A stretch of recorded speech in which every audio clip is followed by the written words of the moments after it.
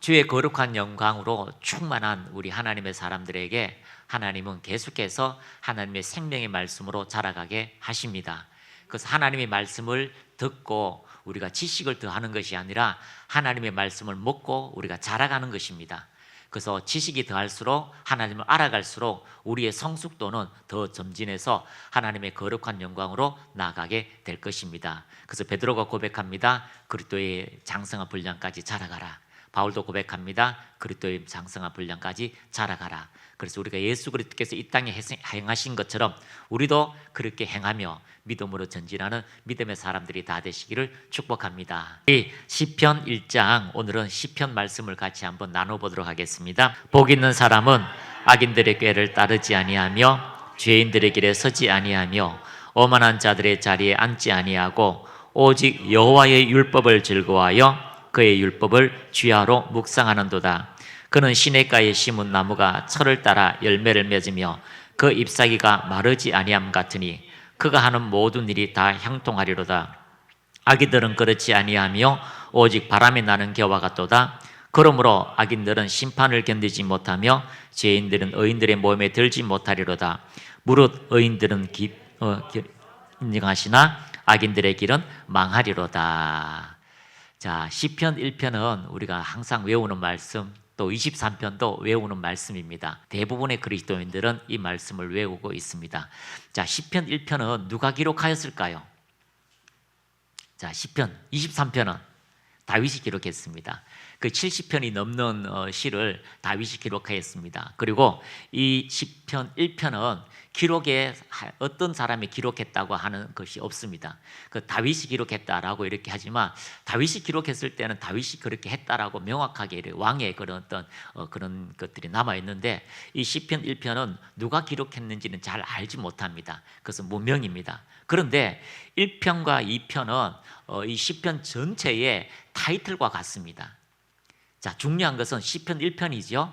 이 시편에 기록하면서 시편 1편은요 지혜서입니다. 우리가 시편을 읽을 때에 어떠한 지혜를 가질 수 있는가, 또 시편 1편을 읽으면서 가장 큰 타이틀은 무엇인가, 시편을 읽으면서 처음 들어가는 이것을 통하여서 시편이 우리에게 말하고자 하는 뜻은 무엇인가, 또 하나님의 깊은 그 읊조림에 대하여 하나님을 찬미하는 그 가사로 통하여서 우리에게 주시고자 하시는 의미는 무엇인가.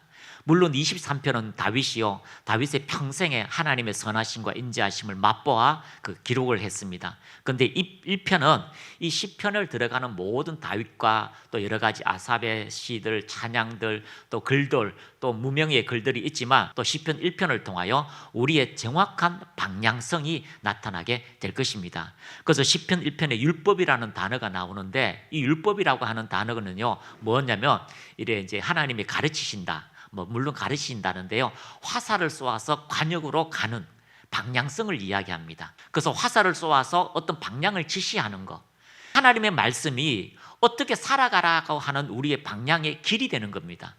예수님께서 나는 나는 길이요 진리요 생명이라고 이야기한 것처럼 하나님의 율법 토라는 하나님을 향하여 방향을 가리키고 있고요, 좋은 길로 향하여 방향을 가리키고 있고 생명의 길로 방향을 가리키고 있습니다.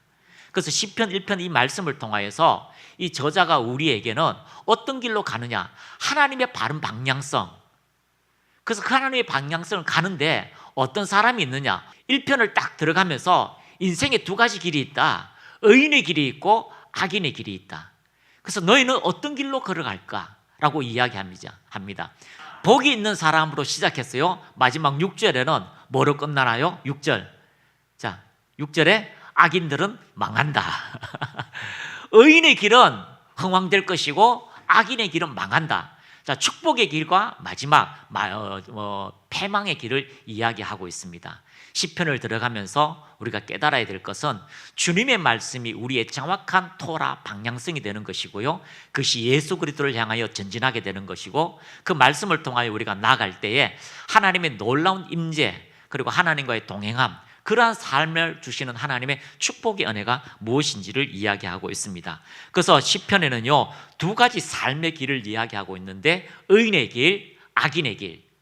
자, 의인의 길, 악인의 길을 가면은 우리가 계속해서 하나님 말씀을 쭉 빌레몬서부터 쭉 들었는데, 자, 지지난주에 산상수훈을 대해서 말씀을 들었습니다. 산상수훈에서 첫 번째 뭐라고 이야기합니까? 예수님께서 복 있는 사람은 이라고 이야기하죠. 복 있는 사람. 자, 복 있는 사람은 뭐라고요? 예, 심령이 가난한 사람, 갈망하는 사람이라고 이야기하고, 그 복 있는 사람의 마지막 가다 보면 어떤 사람이 나옵니까? 두 가지 열매, 두 가지 나무, 두 가지 또 길, 또 그 두 가지 집에 대해서 이야기하고 있습니다. 그래서 항상 성경에는 대조법이라고 이야기하고 있는데, 이 비교를 하는 거죠. 이 지혜 문서에 가면서 대조하고 있는데, 그것도 마찬가지로 예수님께서도 마지막 설교 때에 두 가지 길이 있다, 두 가지 인생이 있다, 두 가지 열매 맺는 나무가 있다. 좋은 나무 열매 맺는 게 있고, 또 나쁜 열매 맺는 길이 있고, 좁은 길 흡착한 길이 있고, 넓은 길 패망으로 가는 길이 있다. 너희들은 어떤 길로 걸어갈 것인가 라고 주님께서 마침표로 산상수훈을 마침표하고 있습니다. 오늘 시편 1편도 마찬가지예요. 시편 1편도 두 가지의 인생의 길이 있는데, 너는 어떤 길을 선택할 것인가. 이 시편을 전체를 읽으면서 너는 어떤 인생을 살아갈 것인가에 대한 정확한 토라, 방향성을 우리에게 이야기하고 있습니다. 그래서 하나님의 방향성을 알았다면 우리는 그 말씀을 가지고 전진하고, 또 전진해서 하나님께서 원하시는 인생의 정확한 방향을 우리가 깨달아야 될 것입니다. 그래서 1절과 2절에 보면은 대조법에 나오는데 뭐라고 이야기하면 복 있는 사람과 악인이라고 이야기합니다. 자, 말씀을 따르는 자와 말씀을 따르지 않는 자에 대한 두 사람의 상태에 대해서 이야기하고 있습니다. 자, 3절 한번 볼까요? 3절. 자, 시작. 시냇가에 심은 나무, 또 그 나무는요 열매를 맺고 그 잎사귀 마르지 않는다. 자, 시냇가에 심은 나무는요 잎사귀가 푸르러진대요. 그런데 또 4절에 보면은 뭐라고 이야기합니까? 자, 악인은 그렇지 아니하며 오직 바람이 나는 겨와 같도다. 똑같은 열매가 나오는데 달라요. 하나의 열매는 푸르러서 시냇가에 심겨서 풍성해서 아름다운 열매를 맺는데, 하나는요 열매를 걷어보니까 이게 쓸데없는 거예요. 쭉정이. 그래서 성경말로 가라지. 옆에 사람 한번 보세요. 당신은 가라지입니까? 옛날에 그렇게 인사를 했죠. 자, 그런 것처럼 우리가 이게 3절 4절에는요 열매를 풍성히 맺는 아름다운 형통하는 나무, 내 열매를 보니까요 쭉정이의 열매가 있다라고 이야기하고 있습니다. 이것은 마치 하나님의 말씀을 묵상하고 따르는 풍성한 삶과 또 악인의 길을 따르는 하나님을 무시하는 사람에 대해서 이야기했는데, 이것은 멸망의 길로 간다라고 이야기하고 있습니다. 자, 5절과 6절에 보면은, 자, 그러므로 악인들의 심판을 견디지 못한다. 심판이 나옵니다. 자, 그래서 하나님께서 반드시 심판하시는데, 의인들은 축복의 심판으로, 악인들은 영원토록 멸망의 길로 간다라고 이야기합니다. 6절 보면요, 자, 무릇 의인의 길은 여호와께서 인정하시나 악인의 길은 망하리로다. 그래서 1절, 2절, 3절, 4절, 5절, 6절 이렇게 세 가지의 길을 이야기하면서 우리에게 오늘 토라, 하나님의 말씀은 어떻게 살 것인가, 어떻게 적용할 것인가, 어떻게 너희의 인생을 하나님의 말씀으로 승리하게 할 것인가에 대해서 이야기하고 있습니다. 이 시편을 읽으면서 우리 두 가지의 인생의 길, 두 가지의 인생의 열매, 또 두 가지의 심판이라고 하는 그런 큰 주제를 가지고 시편 1편을 읽다 보면은요 모든 것이 다 하나님을 경외하는 것에 대한 초점을 우리에게 맞추어지게 된다는 것을 이야기하고 있습니다. 자, 하나님께서 의인의 길은 인도하시지만 악인의 길은 반드시 망한다라고 이야기합니다. 우리 인생 속에 의인의 삶, 하나님의 말씀을 가지고 그 관역을 향하여 전진하는 사람, 그것이 인생에서 가장 복되다라는 것을 이야기하고 있습니다. 자, 성경의 인생에 대해서 가장 잘 아는 사람이 있습니다. 누구입니까? 전도서. 자, 솔로몬 왕이지요. 하늘의 지혜를 받아서 이 땅에 누릴 수 있는 모든 사람을 다 누렸습니다. 벌써 후천만 해도 엄청나게 많지요. 그리고 할 수 있는 모든 일을 다 해보았습니다. 자, 전도서 1장 1절에서 우리 한번 보겠습니다. 자, 전도서 1장 1절에서 11절 말씀까지 우리 크게 한번 읽어보겠습니다. 시작. 다윗의 아들 예루살렘 왕 전도자의 말씀이라. 전도자가 이르되 헛되고 헛되며 헛되고 헛되니 모든 것이 헛되도다. 자, 최고예요. 한 절 안에 헛되다는 말을 5번이나 집어넣었어요. 얼마나 공허하고 얼마나 무지하며 얼마나 이 땅에서 그 모든 것을 알고 이제 무너졌다면 헛되고 헛되다라는 말을 이야기하고 있는 왕의 말 다 가졌잖아요. 우리가 그만큼 위치에 못 올라가니까 그 말이 뭔 말인지를 몰라요. 모든 것을 가진 사람, 모든 것에 대한 이치를 아는 사람들이 인생에 대해서 이야기하고 있습니다. 왜 이 말씀이 시편하고 똑같을까요? 인생을 살아본 사람의 명언, 인생을 살아본 사람들의 조언, 그것이 오늘 시편 1편에 녹아있고 이것을 통하여 우리가 어떤 인생으로 어떻게 삶을 살고 이 시편을 읽으면서 우리는 어떤 열매를 맺을까가 중요한 거죠. 달리 말해서 여러분이 신앙생활을 하면서 여러분이 교회 생활을 하면서 하나님의 말씀을 가지고 또 선교도 하고 또 예배드리고 헌금을 드리지만 그것이 어떤 열매를 맺을 것인가, 우리의 상태, 우리의 가야 될 방향성을 오늘 시편은 이야기하고 있습니다. 어떤 사람은요 열심히 헌금 나다가 나중에 실망하는 사람도 있지요. 어떤 사람 봉사하다가요 지금 저렇게 교회 안 나가는 사람도 있습니다. 마지막 열매, 우리가 하나님을 향하여 어떻게 우리가 살아갈 것인가에 대해 이야기하고 있습니다. 자, 솔로몬은요 3절 말씀에 시작, 해 아래서 수고하는 모든 수고가 사람에게 무엇이 유익한가? 한 세대는 가고 한 세대는 오되 땅은 영원히 있도다. 해는 뜨고 해는 지되 그 떴던 곳으로 빨리 돌아가고 바람은 남으로 불다가 북으로 돌아가며 이리 돌며 저리 돌아 바람은 그 불던 곳으로 돌아가고 모든 강물은 다 바다로 흐르되 바다를 채우지 못하며 강물은 어느 곳으로 흐르든지 그리로 연하여 흐르느니라. 모든 만물이 피곤하다는 것을 사람이 말로 다 말할 수 없나니 눈은 보아도 족함이 없고 귀는 들어도 가득 차지 아니하도다. 이미 있던 것이 후에 다시 있겠고 이미 한 일을 후에 다시 할지라 해 아래에서는 새 것이 없나니 무엇을 가리켜 이르기를 보라 이것이 새 것이라 할 것이 있으라. 우리가 이 오래전 세대들에게도 이미 있었느니라.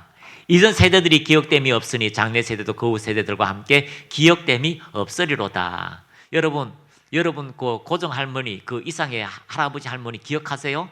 아무도 기억 못합니다. 책으로 아니면 어떤 서신으로는 외에는 우리가 접할 수 없지요. 이수신이 어떻게 살았던가 기록 문서 외에는 우리가 알 수가 없습니다. 그래서 솔로몬은요 모든 것들이 헛되고 헛되다라고 이야기하면서 마지막 전도서 12장 13절에서 15절 말씀, 이 전도서를 끝내고 시작은 이렇게 했습니다.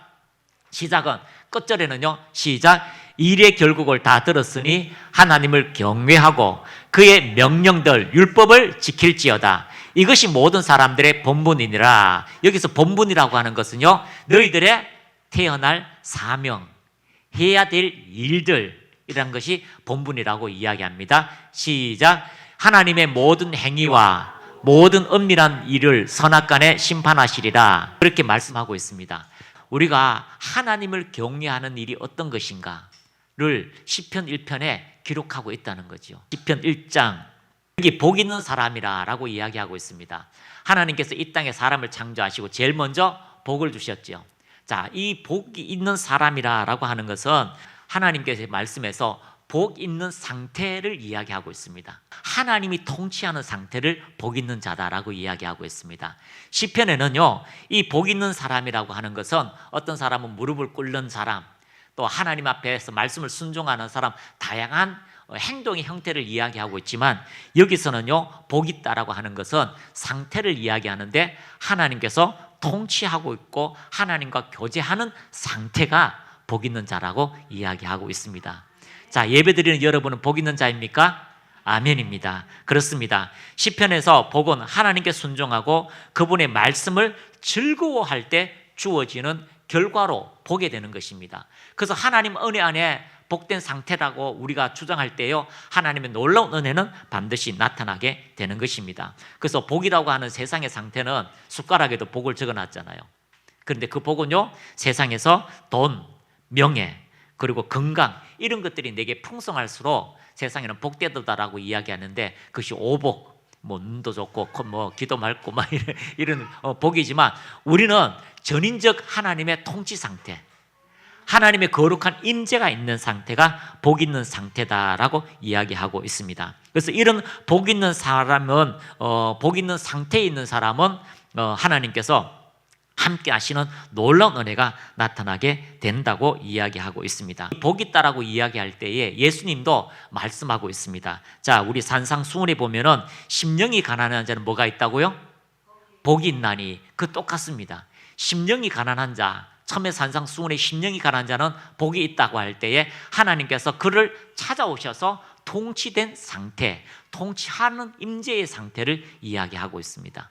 그래서 우리가 하나님 우리의 죄에서 구원하여 주세요. 그 죄에서 이길 수 없지요. 벗어날 수 없습니다. 그래서 하나님만을 의존하는 의존적인 상태에서 하나님이 우리를 통치하는 그 상태가 되면 가장 큰 복의 출발, 문들이 열리게 되는 은혜의 시간이 되어지게 되는 것입니다. 그래서 복이 있다라고 하는 것은 하나님의 통치하는 상태, 그래서 하나님과 함께하는 그 상태를 이야기하고 있습니다. 그래서 행위보다는 우리 어떤 행위보다는 하나님의 임재의 상태, 하나님과의 교제의 상태, 하나님께서 함께 하시는 통치의 상태를 더 이야기하고 있습니다. 그래서 우리는 하나님의 말씀으로 전진할 때에 하나님의 복 있는 사람의 은혜가 우리에게 주어지게 될 것입니다. 그래서 복 있는 사람은 악인들의 꾀를 따르지 아니하며, 복 있는 사람, 하나님의 통치가 있는 사람은요, 악인들의 꾀를 따르지 않는다. 그들의 외적인 유혹을 이야기합니다. 방법, 말, 또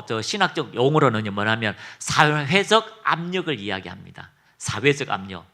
어떤 압력을 이야기하면 소돔과 고모라 성에 사회적 압력이 있었지요. 어떤 압력입니까? 동성애를 허락하는 거예요.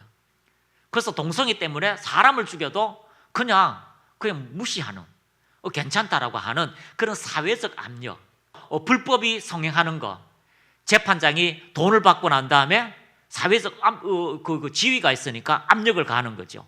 그 구분 판결을 하게 하는 그런 사회적 압력을 악인의 꾀라고 이야기합니다. 그래서 외적인 유혹을 이야기하고 방법, 말로 그렇게 이야기합니다. 자, 아담과 하와가 이제 결국 하와가 범죄하게 됐는데요, 마귀로 통하여서 꾀를 이제 듣게 되는 거죠. 어떤 꾀입니까? 보암직하고 먹음직하고 하나님이 될 만하다라고 해서 결국은요, 사단의 꾀임의 그런 방법에 대해서 외적인 방법을 통해서 타락하게 되는 것입니다. 복 있는 사람은 하나님의 통치 상태가 있고, 악인은 사회적 압력이라든가 말, 방법, 외적 유혹에 이끌려서 살아가는 사람. 우리가 세상의 문화에서 접해서 살아가는 것이 아니라 하나님의 말씀이 우리의 기준이 된 사람에게 하나님께서 그 통치와 영광을 나타나게 되는 것입니다. 오만한 자의 자리에 앉지 아니하고 라고 합니다. 여기서 오만한 자다라고 하는 것은요, 자만하고 좀 달라요. 자만은 자기 착각이 많습니다. 이 오만이라고 하는 것은요, 원어에 뭐라고 이야기하냐면은 하나님을 대적하는 행동. 그래서 오만이라고 하는 것은요, 하나님을 대적하는 강한 부정을 이야기할 때 오만하다라고 이야기합니다. 하나님은 살아계십니다. 그런데 오만한 사람이요, 그런 게 어디 있어? 그런 거 없어. 하나님보다는 내 주먹을 믿는 거야 라고 이렇게 이야기하는 사람이, 그래서 자기 지위를 벗어나서 영향을 끼치려고 하는 그런 사람을 이야기하고 있습니다. 자기 자리를 이탈하는 겁니다. 대표적인 인물이 누굽니까? 사단이죠. 자기 자리를 이탈해서 하나님의 자리를 찬탈하려고 하는 그런 자를 이야기하고 있습니다.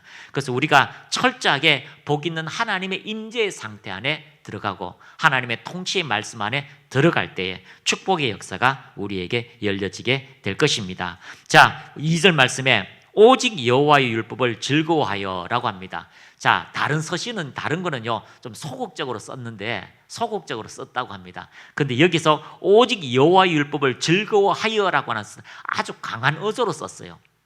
명백하게 다른 길은 없다.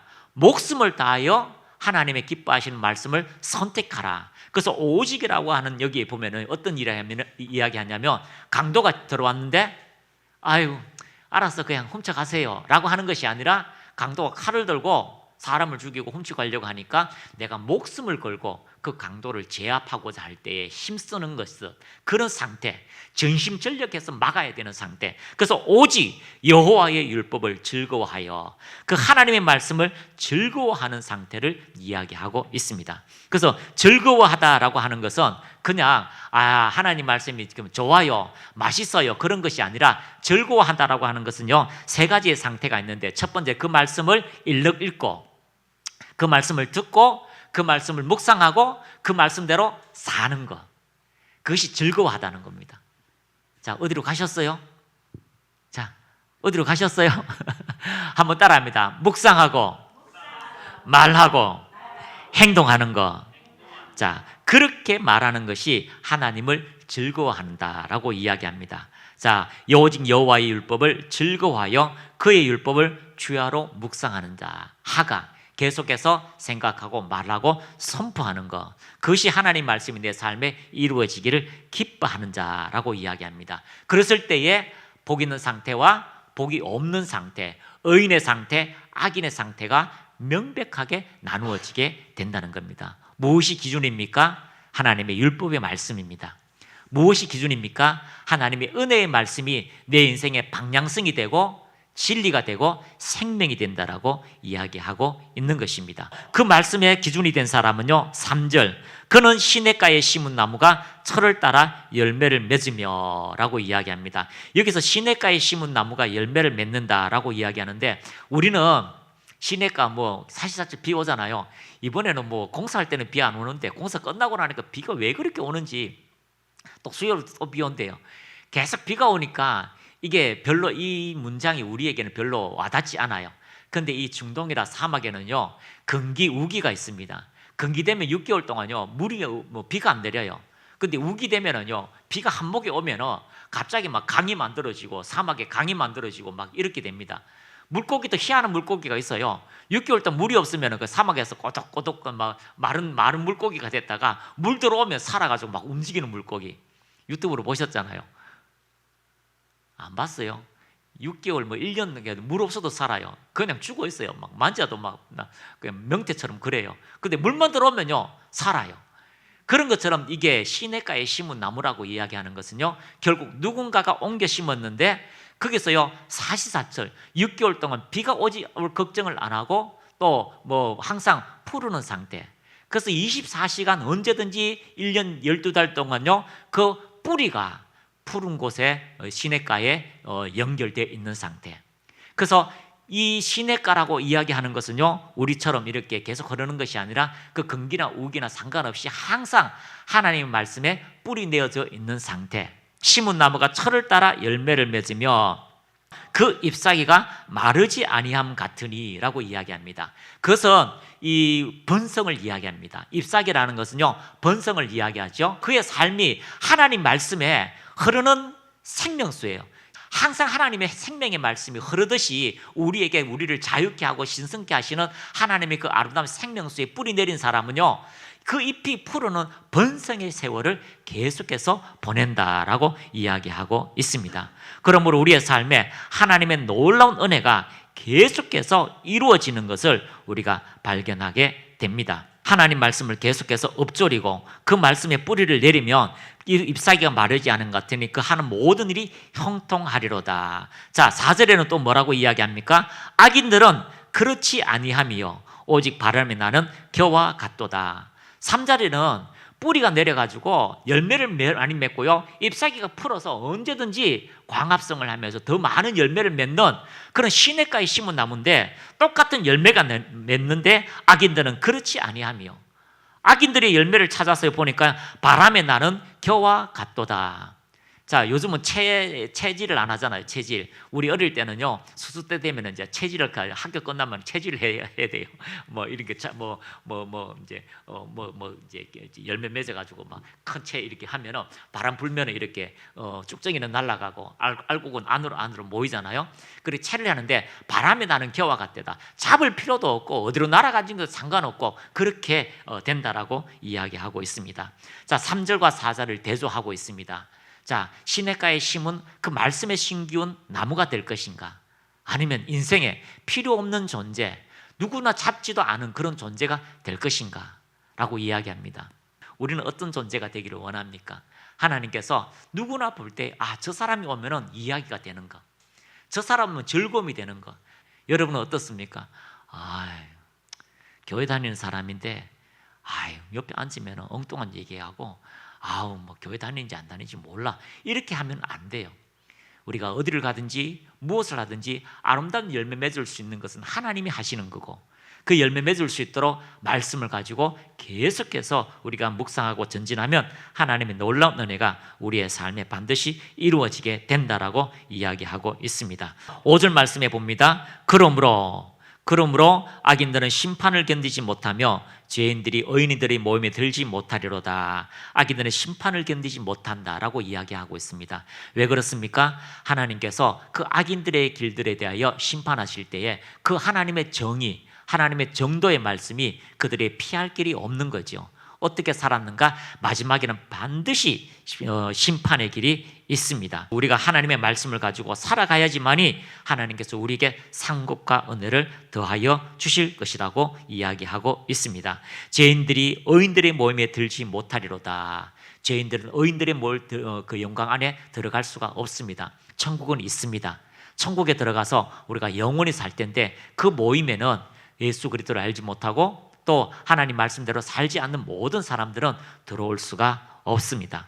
그러므로 악인들은 심판을 견디지 못하며 죄인들이 의인들의 몸에 들지 못하리로다. 무릇 의인들의 길은 여호와께서 인정하시나. 의인들의 길은이라고 이야기하는데 의인들의 삶은, 의인들의 인생은, 여기서 길이라고 하는 것은요, 하나님 말씀대로 살아가는 인생, 삶을 이야기하고 있습니다. 그래서 여러분들이 하나님의 말씀대로 살아갈 때에 여호와께서 인정하시고 하나님께서 우리를 옳다 하시고 그랬을 때에 하나님께서 우리 인생 속에 하나님의 주신 아름다운 풍성함으로 채우시는 아름다운 열매가 맺혀지게 될 것입니다. 악인들은 길은 망하리로다. 두 길이 있다. 의인의 길이 있고 악인의 길이 있다. 어느 길로 걸어갈 것인가? 열매 맺는 인생이 될 것인가? 겨와 같은 인생이 될 것인가? 아니면 복 있는 인생이 될 것인가? 복이 없는 상태의 인생이 될 것인가? 우리가 하나님 말씀을 가지고 살아갈 때에 우리 인생에는 반드시 복된 인생, 복된 장소, 복된 열매를 맺게 된다라고 시편 1편은 이야기하고 있습니다. 잠언서 4장 18절 말씀 한번 보겠습니다. 잠언서 4장 18절 말씀 시작. 의인의 길은 돋는 햇살 같아서 크게 빛나 한낮의 광명에 이르거니와. 의인의 길, 의인의 인생들, 의인이 걸어가는 길이에요. 누가 어디로 걸어갑니까? 예수께서 나는 길이요, 그 말씀대로 살아가는 거죠. 말씀이 육신이 돼서 우리 가운데 거하시는 그 생명의 말씀을 가지고 살아가는 의인의 길은 돋는 햇살 같아서, 마치요 햇살이 점점점 밝아졌어요. 모든 어둠을 쫓아내서 크게 빛나 한낮의 광명에 이르거니와. 최고의 위치까지, 최고의 눈을 붙들어서 볼 수 없을 때까지. 아니 도대체 어떻게 저 사람이 저 위치까지 갔을까? 어떻게 저렇게 빛날 수 있을까? 어떻게 저렇게 주님을 닮을 수 있을까? 어떻게 저렇게 살 수 있을까라고 하는 그 위치까지 의인의 길을 하나님께서 인도하시고 이끄시고 역사하신다라고 이야기하고 있습니다. 시편 1편은 누가 기록한지 몰라도요, 가장 중요한 이 시편의 1장에 우리에게 어떤 길을 걸어갈 것인가, 어떤 삶을 살 것인가, 어떤 상태에 너는 놓여지게 될 것인가를 이야기하고 있습니다. 결국은요, 예수님께서 심령이 가난한 자는 복이 있나니라고 이야기한 것처럼 복된 상태, 하나님의 통치 상태, 하나님의 말씀을 가지고 살아가는 그 상태, 그럴 때 반드시 열매 맺게 되고요, 그 인생은 반드시 의인의 길, 심판에서 하나님의 영광의 길로 걸어가게 된다라고 이야기하고 있습니다. 마지막은 어떻게 될까요? 한낮의 광명에 이르거니와. 한낮에도요, 그 광명을 통해서 모든 것을 밝혀주고 모든 열매를 맺게 하는 풍성한 은혜가 여러분의 삶에 나타나게 될 것입니다. 한낮의 광명이라고 하면은 성경 구절 하나 생각나는 거죠. 너는 세상의 빛이라. 등경 위에 숨겨서 작게 숨긴 것이 아니라요, 높은 곳에 숨겨서 모든 사람에게 비치게 하는 빛인 것처럼 여러분은요, 그런 빛으로 하나님께서 여러분의 삶을 이끄시는 겁니다. 여러분들이 어디를 가든지 무엇을 하든지 주눅 들지 마십시오. 하나님이 여러분과 함께 하시고 하나님이 여러분을 책임지시고 하나님이 여러분에게 능력을 더하여 주신다는 것을 여러분이 확신하십시오. 그분을 신뢰하십시오. 그러면 하나님께서 여러분 삶에 하나님의 은혜가 나타나게 될 것입니다. 어제도 이제 우리 목사님하고 같이 이제 이야기하면서 한 목사님이 먼저 이제 9시부터 기도회거든요. 은혜 받은 거 오늘 같이 말씀 나누겠습니다고 하니까 오늘 목사님 말씀 중에 제가 이렇게 나이가 들고 이렇게 이제 요양보호사 이렇게 섬기고 있는데 제가 목사인데 이렇게 요양보호사 하고 있으니까 조금 이렇게 마음이 주눅들었나 봐요.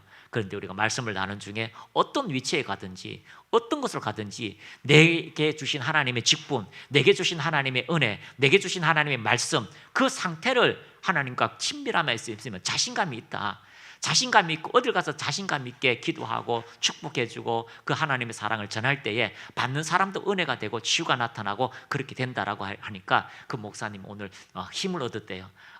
그렇지, 내가 직분을 가지고 있지, 내게 사명이 있지, 누구를 만나든지 예수님을 이야기하고 예수님을 전해야 되지라고 이야기하면서 지난 한 주간에도요 어떻게 담대하게 복음을 전하고 또 아픈 사람들에게 손을 얹고 기도해줬대요. 그래서 잘했습니다. 말씀을 나눴는데 그렇습니다. 여러분이 어떤 환경에 있을지라도 여러분이 가만히 있는 것 같은데 아무것도 안 하는 것 같은데도 여러분, 우린 천국 기차를 타고 가고 있습니다. 시간이라고 하는 기차를 타고요 전진하고 있습니다. 아무것도 안 해도요 어디로 가요? 천국으로 가고 있는 겁니다.